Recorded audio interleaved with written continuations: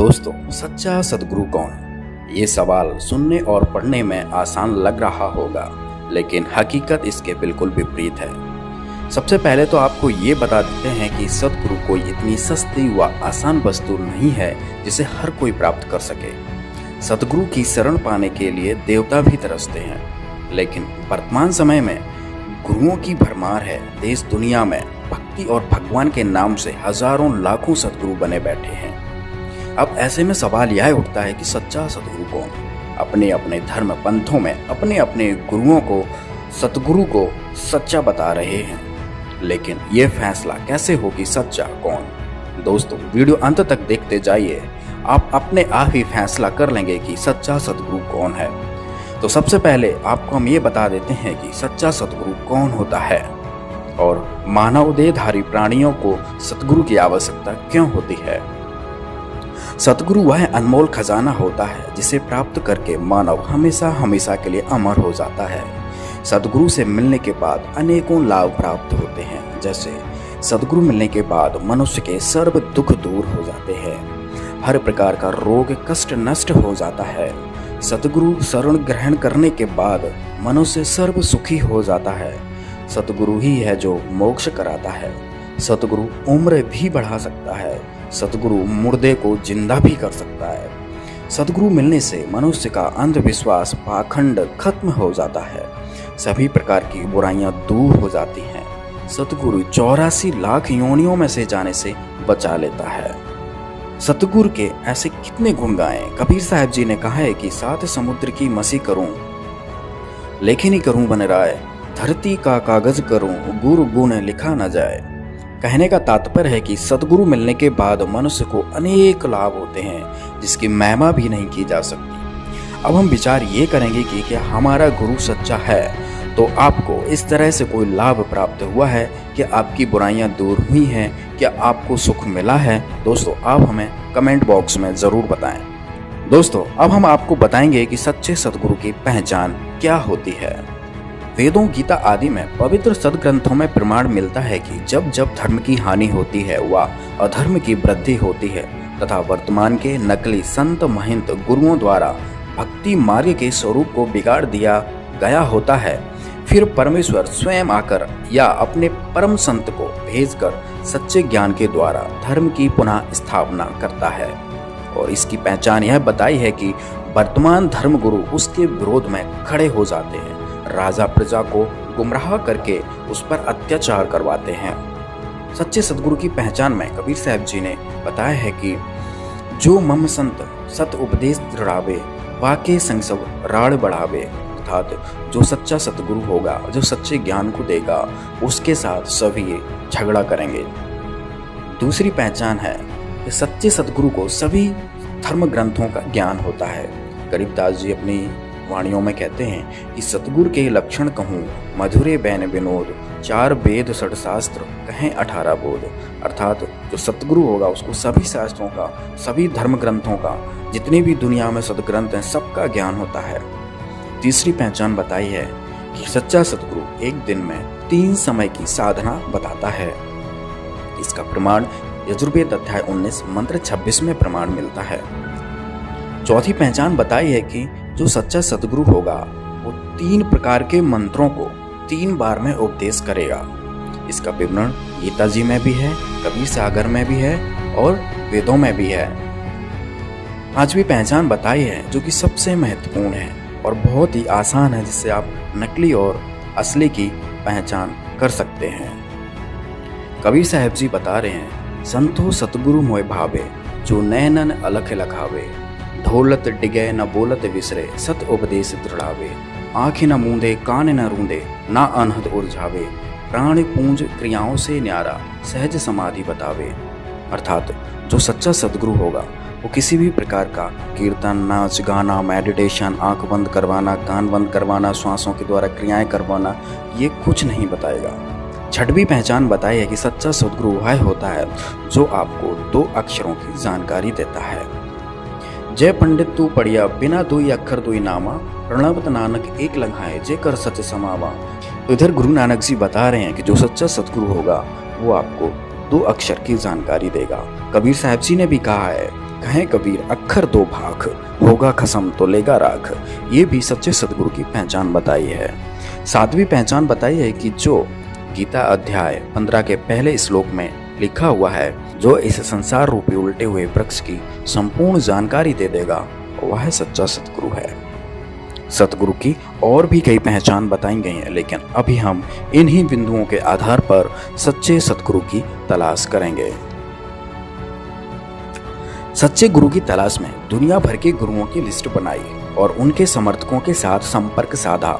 हमारे शास्त्रों में जो सच्चे सतगुरु की पहचान बताई है, वो एक एक से सभी धर्म गुरुओं पर फिट बैठाने की कोशिश की, तो एक महापुरुष को छोड़कर सतगुरु की पहचान किसी पर भी फिट नहीं होती है। कोई मेडिटेशन करवाता है तो कोई नाच गाना करवा के भजन कीर्तन करवाता है, और इन गुरुओं में से कोई भी 3 बार की साधना नहीं बताता है और 3 बार में कोई मंत्र नहीं देता है। इन सभी धर्म गुरुओं का कोई भी जनता द्वारा ज्ञान का विरोध नहीं किया गया, और इनमें ऐसा कोई भी गुरु नहीं था जिसको 4 वेद, 6 शास्त्र, 18 पुराण, कुरान, बाइबल आदि सभी धर्म ग्रंथों का ज्ञान हो या ज्ञान खोला हो। और इनमें से ऐसा कोई भी नहीं था जिसको 2 अक्षर का भेद हो, जिसको 2 अक्षर की जानकारी हो। दूसरी तरफ सच्चे सतगुरु की पहचान में संत रामपाल जी महाराज पर एक एक पॉइंट सही फिट बैठा। तो आइए देखते हैं। जो सबसे पहला पॉइंट कि जो सच्चा सतगुरु होगा उसके साथ लोग झगड़ा करेंगे, उनके ज्ञान का विरोध करेंगे। तो संत रामपाल जी महाराज जी के साथ ही ऐसा हुआ है कि आज तक संत रामपाल जी महाराज के ज्ञान का विरोध हमेशा नकली संतों, महंतों के द्वारा होता आया है। दूसरी पहचान थी कि जो सच्चा संत होगा, जो सच्चा सतगुरु होगा, उसको सभी धर्म ग्रंथों का ज्ञान होगा। तो यह पॉइंट भी संत रामपाल जी महाराज पर फिट बैठता है, क्योंकि संत रामपाल जी महाराज ने ही चारों वेदों को खोलकर दिखाया। वेद, गीता को, कुरान को, बाइबल को, सभी सदग्रंथों को खोलकर दिखाया है। तीसरी पहचान कि संत रामपाल जी महाराज जी अपने साधकों को एक दिन में 3 बार की साधना बताते हैं। और चौथी पहचान भी संत रामपाल जी महाराज पर फिट बैठी कि संत रामपाल जी महाराज ही 3 मंत्रों को 3 बार में देते हैं। पांचवी पहचान, संत रामपाल जी महाराज ना मेडिटेशन करवाते हैं, ना भजन कीर्तन, नाच गाना करवाते हैं, ना आंख कान बंद करवाते हैं, और ना भी किसी प्रकार की श्वास की क्रियाएं करवाते हैं। वो मंत्रों को देकर एक सहज समाधि, सहज भक्ति बताते हैं। छठवीं पहचान भी संत रामपाल जी महाराज पर सटीक बैठी कि संत रामपाल जी महाराज ने ही अपने साधकों को, अपने भक्तों को, दुनिया को बताया कि जिसके पास 2 अक्षर का मंत्र सतनाम नहीं है, उसका मोक्ष नहीं हो सकता, क्योंकि सतनाम ही है जो मोक्ष में सहायक होता है। सतनाम के बाद फिर सार नाम व शब्द मिलता है।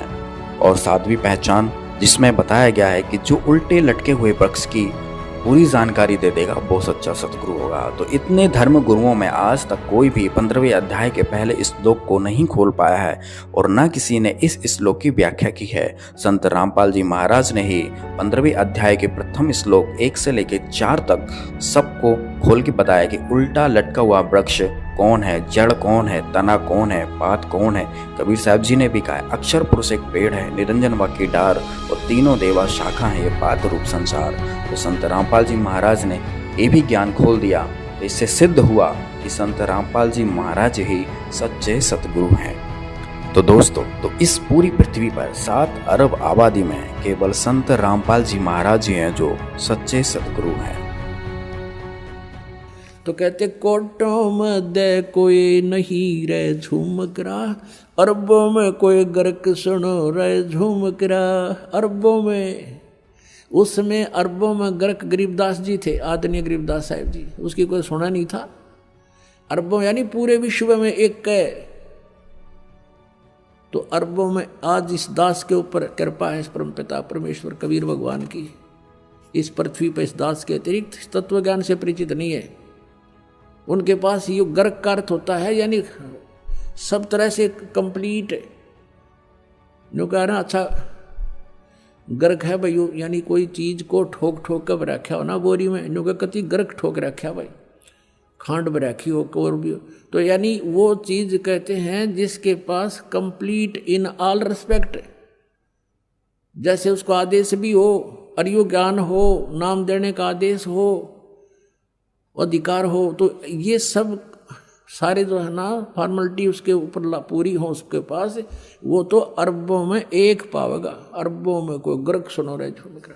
न इस ज्ञान को सुनकर दास से ये चोर हो गए होंगे, एक दो चोर नाम देने लग भी जाएंगे तो उनसे कोई लाभ नहीं होना, क्योंकि वो अधिकारी नहीं है। अब जैसे पुण्यात्माओं, जब राजा परीक्षित को 7वें दिन सर्प ने डसना था और व्यास जी ने श्रीमद् सुधा सागर यानी श्रीमद् भागवत सुधा सागर का लेखन कार्य किया था, राइटर था उसका वो, उसने भी ये कह दिया था कि मैं अधिकारी नहीं हूं ये कथा सुनाने का। और वहां और भी जितने ऋषि महर्षि थे सब ने पल्ला झाड़ दिया कि नहीं, हम किसी के जीवन के साथ खिलवाड़ नहीं कर सकते। कारण क्या था कि 7वें दिन परिणाम आना था, तो सब ने पीछे हट गए। वो बुद्धिमान थे, ब्राह्मण थे कि नहीं, हम क्यों किसी के जीवन के साथ धोखा करें, हम अधिकारी नहीं हैं कि इसकी जीवन रक्षा कर सके, यानी इसको वो लाभ दे सकें जो इस कथा सुनाने से हो सकता है, पाठ से। तो सुखदेव जी बुलाए गए थे स्वर्ग से उन पांडवों की प्रार्थना से। पांडवों ने अपने पुण्य दिए, क्योंकि वहां तो सिक्के पुण्य के चले हैं स्वर्गलोक में, स्वर्गलोक में से उसके आने और जाने का विमान का खर्चा उन पुण्यों का वहां से प्राप्त हुआ था उसको पांडवों से। तो यहाँ आकर के उस कहते सुखदेव ने 7 दिन वो कथा सुनाई थी। उस समय ये कहाँ गए थे ब्राह्मण जो आज जगह जगह कथा करते फिरें, कहाँ गए थे ये संत जो आज जहाँ देखा वहीं संत और दुनिया ने गुमराह करें बैठे हैं। तो वो बुद्धिमान थे, समझदार थे, इसलिए उन्होंने ये रिस्क मोल नहीं लिया।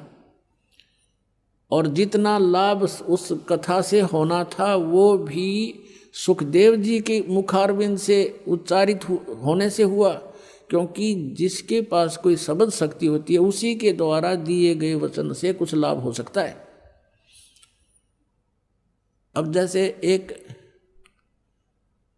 कोई कार्य हो रहा था सड़क का, सड़क बना रहे थे, तो वहाँ एक आम व्यक्ति जाकर कहता है कि तुम ऐसा कर दो, वो नहीं कर रहे थे।